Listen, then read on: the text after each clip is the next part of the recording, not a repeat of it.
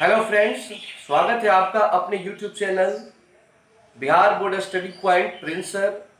और मैं जहाँ पे पढ़ाता हूँ जादवपुर में, उस कोचिंग का नाम है टीएनएस कोचिंग सेंटर जादवपुर, जहाँ पे क्लास 9 से लेकर 12 तक की पढ़ाई की जाती है। इस वीडियो में मैं एक नई सूचना देना चाहता हूँ कि इस चैनल पर कल से जनरल कंपटीशन की भी तैयारी शुरू हो गई है, जहाँ से आप प्रतिदिन 2 वीडियो जनरल कंपटीशन का तैयार कर सकते हैं, जिसमें विशेष करके जो लोग का लूसेंट का बुक आता है, तो लूसेंट के बुक से वे क्वेश्चन तैयार किए जाते हैं और उसी से आपको टोटल पढ़ाया जाता है। होता क्या है कि लूसेंट के बुक बहुत लोग पढ़ते हैं, लेकिन उसका जो वर्ड होता है वो लोगों को समझ में नहीं आता है, जिसे मैंने अपने शब्दों में बहुत ही सरल लैंग्वेज में टाइप किया है और साथ ही साथ एक एक वर्ड को मैंने समझाया है, साथ ही कहानी के माध्यम से भी उसे मैं समझा रहा हूँ। तो एक बार जाकर के आप उस वीडियो को देख सकते हैं और तुरंत उसका दूसरा वीडियो भी तुरंत अपलोड होने वाला है। तो आप लोग अगर जनरल कॉम्पिटिशन हैं तो उसकी भी तैयारी कर सकते हैं, और क्लास 9 से लेकर क्लास 12 तक के हैं तो उससे भी आप उसकी तैयारी कर सकते हैं। साथ ही साथ आज से क्लास 9th, 11th और 12th का भी वीडियो लगातार मैथ का अपलोड किया जाएगा। सो इस चैनल से आप लोग जुड़े ज़्यादा से ज़्यादा। अगर आप चैनल पे नए हैं तो चैनल को सब्सक्राइब करें, बेल आइकन दबाएं, और वीडियो देखने के बाद अगर अच्छा लगता है तो लाइक करें, कमेंट करें। जैसा कि कल के क्लास में हमने समाप्त किया था मैथ में क्वेश्चन नंबर 3.1 का क्वेश्चन नंबर 8 तक, तो आज हम लोग पढ़ने वाले हैं क्वेश्चन नंबर 9 से। तो चलिए शुरू करते हैं क्वेश्चन नंबर 9। किताब अपने आगे रख लेंगे और देखेंगे क्या है क्वेश्चन। वैसे हम पढ़ रहे हैं। क्वेश्चन है हमारा कि यदि निम्नलिखित रैखिक समीकरण निकाय का हल अद्वितीय हो तो इन्हें आलेखीय विधि से हल करें। किस विधि से हल करना है? आलेखीय विधि से हल करना है, मतलब कि ग्राफ से हल करना है। तो सबसे पहले ये जानना है कि जितने भी नीचे समीकरण दिए गए हैं वो अद्वितीय हैं या नहीं है। अद्वितीय आपको बताया है ना कि a1 बटा a2 not equal to b1 बटा b2 हो, मतलब प्रतिच्छेदी हो। जब प्रतिच्छेदी होगा तो उसका एक हल होगा, जिसको हम लोग बोलते हैं अद्वितीय हल। तो अगर इन समीकरणों में से, जैसे कि इसमें टोटल 9 समीकरण दिए हैं, अगर 9 समीकरणों में से जिसका भी अद्वितीय हल होता है, जिसका भी मतलब प्रतिच्छेदी होता है, तो आप क्या करेंगे, उसी का ग्राफीय विधि से हल करेंगे। ठीक है ना, मतलब ग्राफीय विधि से x और y का मान निकालेंगे। तो ग्राफीय विधि से कैसे x y का मान निकाला जाता है, चलिए आपको बताते हैं। सबसे पहले हम पहला क्वेश्चन चेक करते हैं कि क्या वो अद्वितीय है या नहीं। ठीक है, क्वेश्चन है हमारा 3x plus Y equal to 2। पहला क्वेश्चन है 9 का 1 नंबर।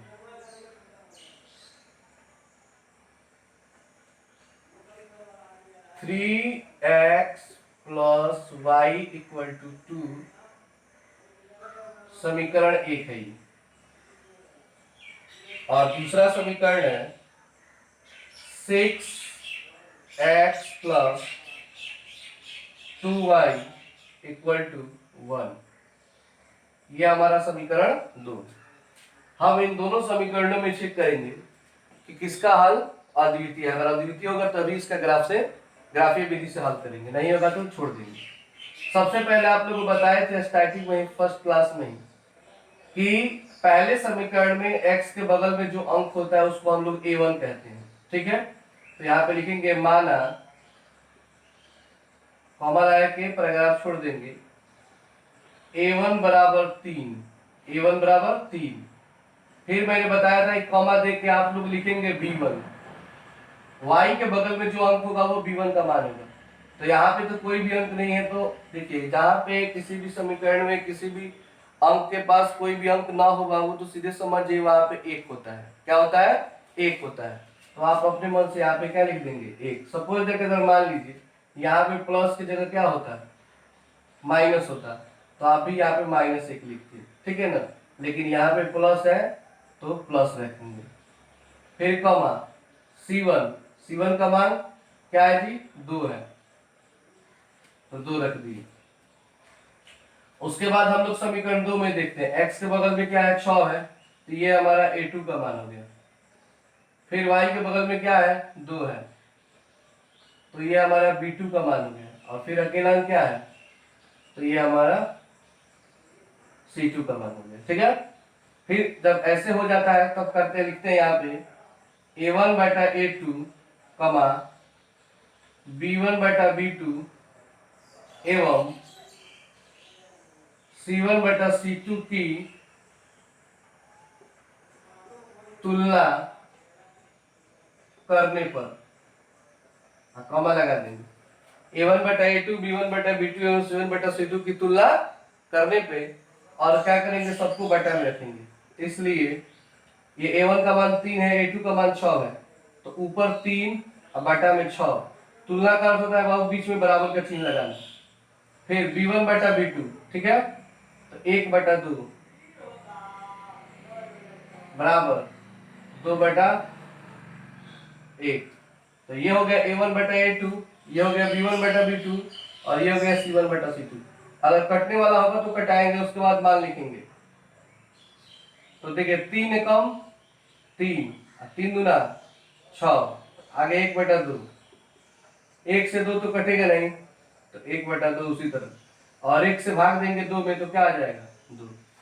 आप ध्यान से देखेंगे तो A1 बटा A2 बराबर B1 बटा B2 है, मतलब पहला और दूसरा बराबर है, लेकिन जो तीसरा है मतलब C1 बटा C2 ये बराबर नहीं है।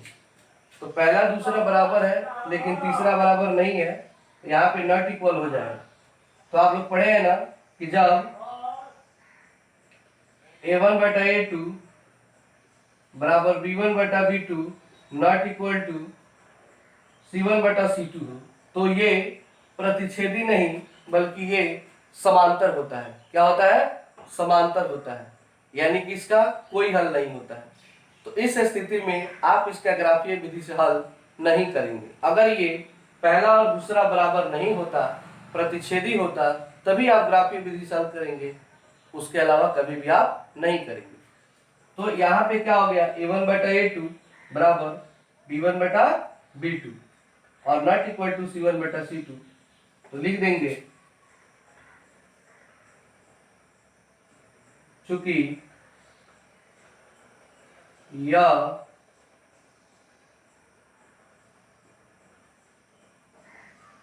समांतर है इसलिए इसका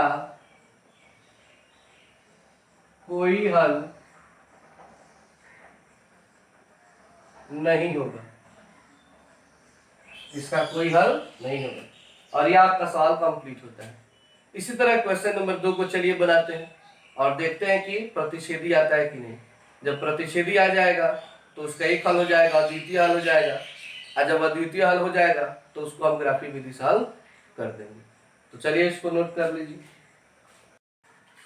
तो अब हम लोग इसका क्वेश्चन नंबर 2 समझते हैं, 9 का 2 नंबर। तो 9 का 2 नंबर चेक करते हैं कि ये प्रतिच्छेदी आता है कि नहीं आता है। ठीक है, 2 नंबर क्वेश्चन है कि 2x minus 3y plus 13 equal to 0, यह हमारा समीकरण 1 हो गया। और फिर है 3x माइनस 2y प्लस 12 बराबर 0, समीकरण 2। तो ये हमारा समीकरण 1 और समीकरण 2 हो गया। देखिए सीबीएसई 2005 में पूछा भी गया है क्वेश्चन, ठीक है ना। तो चलिए इसको चेक करते हैं। तरीका वही होगा बाबू, हम A1 B1 C1 A2 B2 C2 वही मारेंगे, ठीक है ना, और चेक करेंगे। तो उस तरह तो आप लोगों को आ ही क्या होगा, बस किसी हम लोग इसी में बता देते हैं ताकि दोबारा आप लोग का हो जाए। तो x के बगल में, यानी पहले समीकरण में जो x के बगल में होगा वो A1 का मान होता है। तो A1 का मान आपका 2 हो गया, B1 का मान -3 हो गया, यहाँ पे ध्यान दीजिएगा, माइनस भी इसके पहले ही बताए थे। और C1 का जो मान है वो 13 है, ठीक है। उसके बाद दूसरे समीकरण में देखिए x के बगल में क्या है, 3 है। A2 का मान 3, B2 का मान -2 और C2 का मान जो है वो 12 है। तो A1 बटा A2 कमा B1 बटा B2 एवं C1 बटा C2 की तुलना करने पर, ठीक है। इसलिए a1 का मान 2 है, a2 का मान 3 है, तो 2/3 कर देंगे। देख रहे हैं यहाँ पे -3 और -2 और 13/12।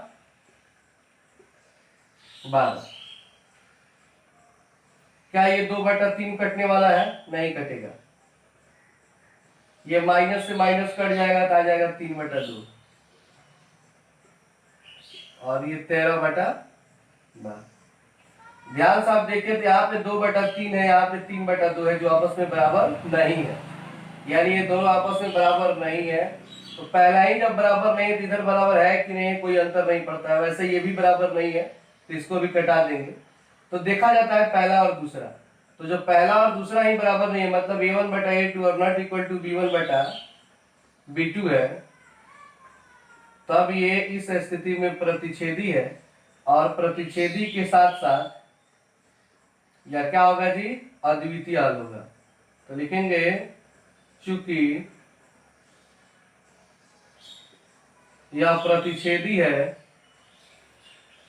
इसलिए इसका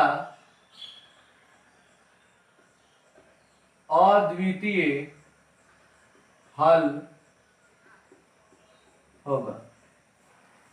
तो अद्वितीय हल होगा, इसका अर्थ है कि अब इसको हमें ग्राफीय विधि से हल करना होगा। किस विधि से हल करना होगा? ग्राफीय विधि से हल करना होगा। तो चलिए इसको नोट कर लीजिए और हम इसे ग्राफीय विधि से भी हल कर देते हैं। वैसा तो आप लोग जान ही गए हैं कि ग्राफीय विधि से हल कैसे करना है, लेकिन फिर भी एक बता देते हैं। लेकिन ग्राफ आप लोग खींच लीजिएगा, और नहीं आता है तो आप इस चैप्टर का पार्ट 3 देख लीजिए, उसमें स्पेशल केवल ग्राफ ही समझाया है। अगर उसको एक बार देख लेते हैं तो आपको ग्राफ में कहीं भी कोई भी प्रॉब्लम नहीं हो सकती है। तो कैसे हल किया था ये बताते हैं, चलिए इसको नोट कर लीजिए। हाँ, तो इसे हम ग्राफीय विधि से हल करते हैं। सबसे पहले तो आप फिर से समीकरण दोनों को लिखेंगे, मतलब दोनों समीकरण को, समीकरण 1 और समीकरण 2 को उतार देंगे और हर बार की तरह लिखेंगे समीकरण 1 से और उसका 2 हल ज्ञात करेंगे। क्या लिखेंगे? समीकरण 1 से उसका 2 हल ज्ञात करेंगे। इधर थोड़ा इधर से करते हैं, लंबा सवाल होगा। तो समीकरण 1 से और समीकरण 1 उतार देंगे।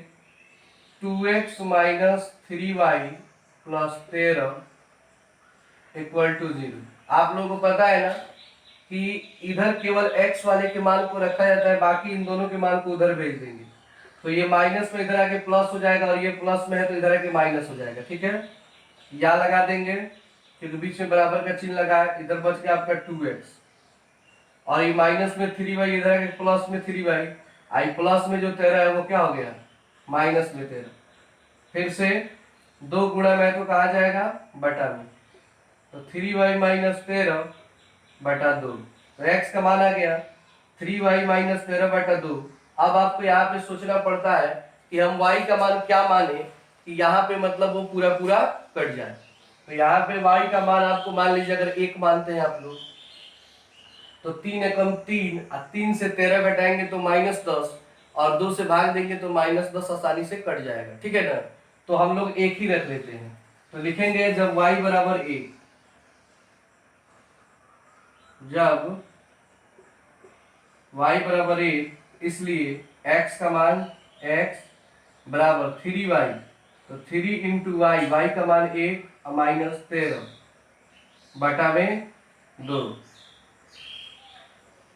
x बराबर 3 एकम 3 -13/2। 3 से 13 घटा देंगे तो आ जाएगा -10 बटा में 2। घटा देंगे तो 2 × 10, तो x का मान आ गया, सॉरी 2 × 10 5। जब y का मान 1 रखे तो x का मान कितना आ गया? -5 आ गया। अब फिर से इसी तरह इसमें y का मान एक और रखेंगे, लिखेंगे जब y बराबर, सॉरी 1 नहीं, अब सोचेंगे, अगर 2 रखेंगे तो 3 दूना 6, 6 से 13 घटाएंगे तो -7 आएगा, ये नहीं कटेगा उतना। 3 रखते हैं तो 3 × 3 = 9, 9 से 13 घटाएंगे तो -4 आ जाएगा। और 2 के पढ़ा में 4 आता है तो 3 अच्छा रहेगा। तो y बराबर हम क्या रख लेंगे 3, इसलिए x बराबर 3y माइनस 13 है। तो 3 इंटू वाई का मान 3 माइनस 13 और बटा में 2, या x बराबर 3 3 का 9 माइनस 13 बटा 2, x बराबर 9 से 13 घटाएंगे तो माइनस 4 और बटा में 2, और इस तरह 2 दूना 4, तो x का मान कितना आ गया -2 आ गया। जब 2 हल हो जाता है तो आप लोगों को पता ही है, एक हम लोग ग्राफ एक सारणी तैयार करते हैं ताकि इससे ग्राफ खींचा जाता है एक्स वाई।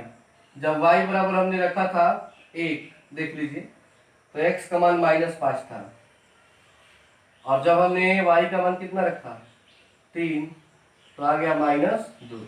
ये पहले समीकरण का हल हो गया। अब लिखेंगे समीकरण 2 से। इसी तरह बाबू आप समीकरण 1 और 2 कोई भी समीकरण हो, कभी भी ग्राफ खींचना हो तो तरीका यही रहता है, बदलता नहीं है, ठीक है ना। एक बार दिमाग में सेट कर ली तो पूरा चैप्टर कंप्लीट कर देंगे, और 5 मिनट तो आपके हाथ में आ ही जाएगा। तो ये हम दूसरा समीकरण उतार दिए। इसी सवाल की तरह y और अंक को उधर भेजेंगे तो y 2y माइनस में इधर आके क्या हो जाएगा प्लस में हो जाएगा, और ये प्लस में है तो उधर जाके माइनस हो जाएगा। इधर बच गया 3x और ये 2y माइनस 12, 3 गुणा में तो कहा जाएगा बटा में।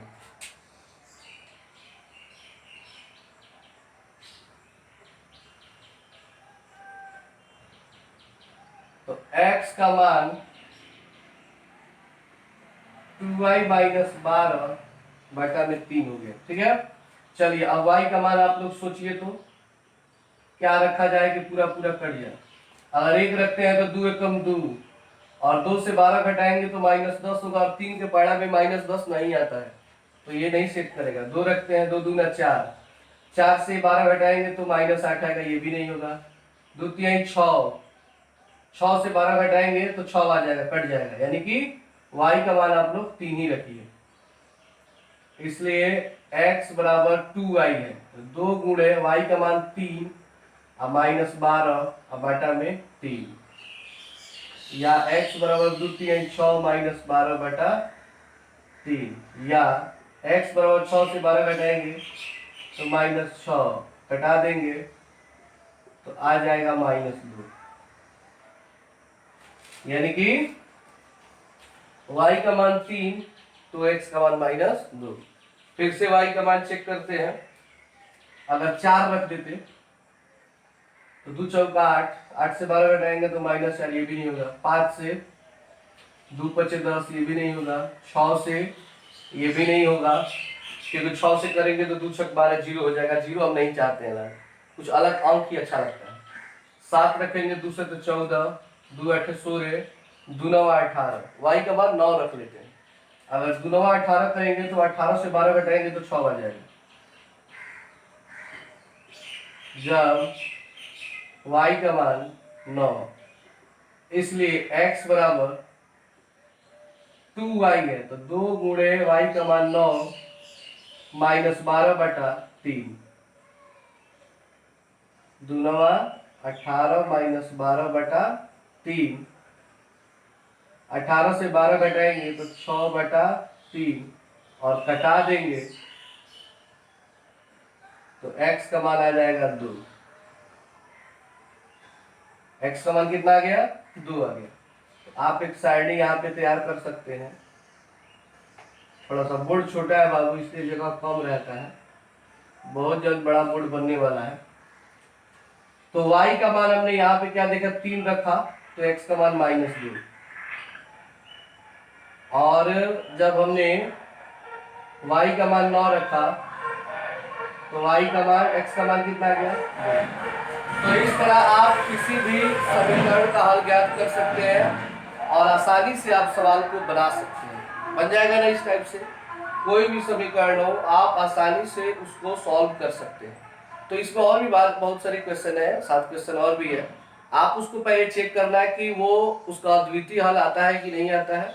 नहीं आएगा तो आगे बढ़ना, अगर आता है तो इसी तरह हल करके उसका क्या खींच देना है ग्राफ खींच देना। एक बात को ध्यान रखिएगा कि इसमें x और y का मान भी निकालना है। x y का मान निकालने का अर्थ हल करना है। हल करने का अर्थ होता है कि x और y वो भी ग्राफीय विधि से, कोई ज्यादा टफ नहीं होता है। होता क्या है कि जब आप इसका ग्राफ खींचेंगे ना, तो कोई ऐसा बिंदु होगा जो एक दूसरे को उस पर काटेगा। उसी बिंदु पर का जो x होगा वो x का मान हो जाएगा, जो y होगा वो y का मान हो जाएगा। अब वो कौन होगा अभी आपको आंसर वहीं पता चल जाएगा। देख लीजिए पहले सारणी में देखिए x का मान -2 और y का मान 3 है। इधर आइए x का मान -2 और y का मान 3 है, एकदम मैच करेगा। जो भी अद्वितीय होगा बाबू याद रखना, एक हल जो है मैच करेगा ही दोनों में। वही दोनों एक ही पॉइंट पे होगा, दोनों तो एक ही पॉइंट पे होगा, बस दोनों एक दूसरे को काटेगा। जैसे मान लीजिए कि इधर से एक रेखा आई, इधर से एक रेखा आई, यहाँ पे -2 3 होगा और इधर भी -2 3, क्योंकि दोनों रेखाओं पे -2 3 है, यहाँ पे कटेगा ही। तो x का मान -2 होगा और y का मान 3 हो जाएगा। तो समीकरण का आंसर यही आएगा, ठीक है ना। तो ध्यान रखिएगा इस बात को।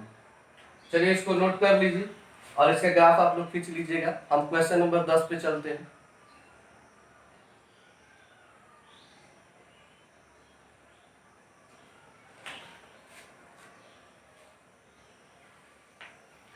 क्वेश्चन नंबर 10 है कि निम्नलिखित रैखिक समीकरण निकाय को आलेखीय विधि से हल करें। इसको भी आपको नीचे दे रहा है दो समीकरण, पहले वाले को समीकरण 1 मानिए, दूसरे को समीकरण 2, और इसी विधि से सेम हल करके और उसका हल कर दीजिए, ग्राफ खींच दीजिए।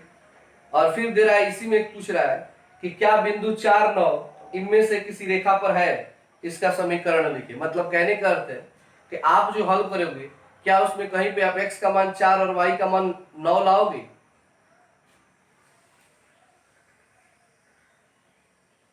कहने का अर्थ है कि क्या जो आप हल करोगे उसमें कहीं पर x का मान 4 और y का मान 9 लाओगे। जैसे देख लीजिए यहाँ पे y का मान 9 है और x का मान क्या है 2 है।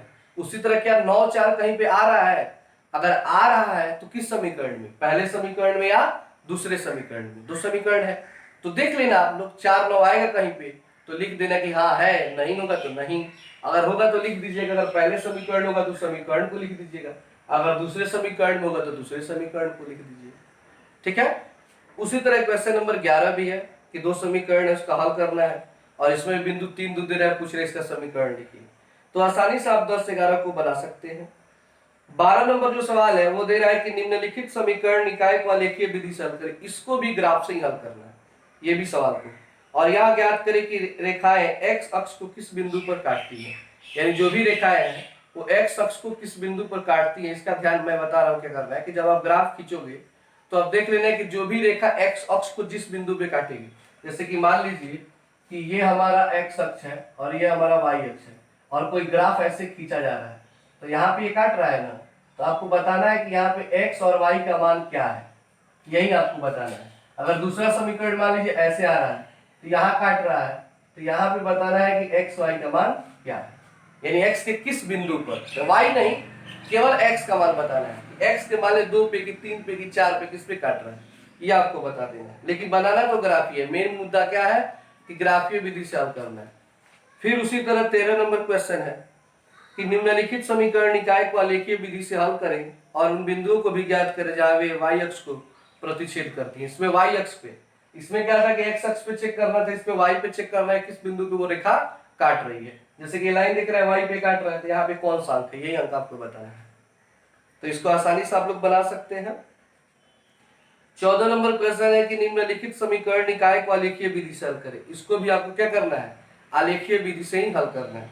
लेकिन नीचे एक लाइन लिख रहा है कि इन रेखाओं और x अक्ष से घिरे क्षेत्र को छायांकित करें। छायांकित मतलब होता है पेंट करना होता है। आइए थोड़ा सा इसको हम बोर्ड पे समझाते हैं, छायांकित करना ग्राफ में कैसे होता है।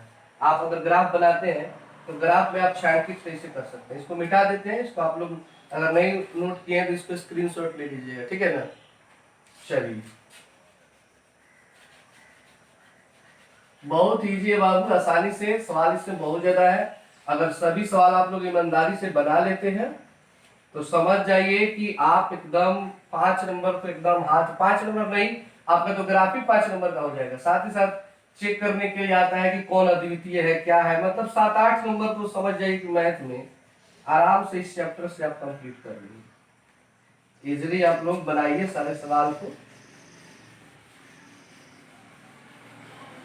हाँ, तो देखेंगे जैसे कि मान लीजिए ये आपका y अक्ष है, ये आपका x अक्ष है, ठीक है। x plus x minus y plus y minus, ये आपका ग्राफ हो गया। आपने ग्राफ खींचा, हो सकता है कि आपका एक रेखा ऐसे गई हो, क्योंकि समीकरण तो ऐसे भी हो सकता है, और एक समीकरण मान लीजिए कि ऐसे गई, ठीक है। तो छायांकित करना है, कह रहा है कि x अक्ष y अक्ष से जो बन रहा है भाग उसको छायांकित करना है। तो ये जो देख लीजिएगा, ये मूल इस साइड में ये जो दूरी है, ये त्रिभुज जो बन रहा है ना, ध्यान से देखिएगा, इसी को आपको जो मतलब उसको आप लोग छायांकित कीजिएगा जो चारों ओर से घिरा होगा, मतलब कहीं से खुला ना हो। जैसे ये भाग खुला है, ये भाग खुला है, ये भाग खुला है, इधर खुला है, तो इसको नहीं करना है, ये और ये बंद है। तो जो जो बंद होगा ना उसको छायांकित कर दीजिएगा, ऐसे पेंसिल से रख के आसानी से आप लोग ये छायांकित कर देना है। इसी को बोलते हैं छायांकित करना, ठीक है ना। बड़ा बढ़िया से पूरा कलरिंग कर दीजिएगा, लेकिन करना है ग्राफी में, ठीक है ना। इस बात का ध्यान रखना है कि ग्राफ वाला ही काम करना है। तो इस तरह बन जाएगा। आप लोग से 15 नंबर क्वेश्चन है कि निम्नलिखित रैखिक समीकरण युग्म को आलेखीय विधि द्वारा हल करें और इन रेखाओं तथा एक्स अक्ष से घिरे क्षेत्र को छायांकित करें और छायांकित क्षेत्र का क्षेत्रफल भी ज्ञात करें। यही तरीका है, कुछ नहीं करना है, बस यही बना देना है। उसी तरह इसका बी नंबर भी है, और 16 नंबर क्वेश्चन में भी हल करना है और वाई अक्ष से घिरे क्षेत्र को छायांकित करना है। फिर 17 नंबर में भी यही काम करना है कि आप लोगों को हल करना है, आलेख खींचना है और त्रिभुज का शीर्ष निकालना है। इसमें कह रहा है कि दोनों रेखाओं और एक्स अक्ष से निर्मित त्रिभुज के शीर्षों को ज्ञात करें। त्रिभुज का शीर्ष मतलब ये त्रिभुज बनाना, शीर्ष मतलब होता है ये ए मान लीजिए, ये बी मान लीजिए, ये सी मान लीजिए। तो मान लीजिए ये जहां पे कटा होगा, अगर यहाँ पे एक्स वाई का मान 2 3 है, ये ए है, ये बी है और ये सी है। यहाँ मान लीजिए 2 3 है, कटा है जहाँ पे, यहाँ पे 1 2 है, यहाँ पे 4 5 है मान लीजिए। तो आप x का मान लिख दीजिएगा 2 3, फिर मतलब ऐसे a का मान 2 3, b का मान इतना, c का मान इतना। यही शीर्ष होता है, त्रिभुज के 3 शीर्ष होते हैं, उसी को लिखना है, मतलब ग्राफ ही बनाना है टोटल। 18 नंबर भी वही काम करना है, 19 में भी ग्राफिक खींचना है और 20 नंबर में भी आपको ग्राफिक खींचना है। तो बाबू आप कंप्लीटली 20 नंबर तक जो है केवल ग्राफ ही खींचना है। अगर इतना ग्राफ ईमानदारी से आप बना देने, गारंटी देते हैं कि आप ग्राफ के मास्टर हो जाओगे, जिंदगी भर नहीं भूलोगे, ठीक है ना। इसलिए मेहनत कीजिए, इसको बनाइए, ज्यादा है लेकिन इसको बनाइए। तो आज के लिए इतना ही, और फिर मिलते हैं अगले वीडियो में क्वेश्चन नंबर 21 से। तब तक के लिए नमस्कार। और आप लोग से ये नम्र निवेदन है कि अगर चैनल पे नए हैं तो आप इसे सब्सक्राइब कर लो और साथ ही साथ व्हाट्सएप फेसबुक पर अपने दोस्तों में शेयर कीजिए और उनसे बोलिए कि वे लोग इस चैनल से जुड़ सके और इस चैनल का लाभ उठा सके।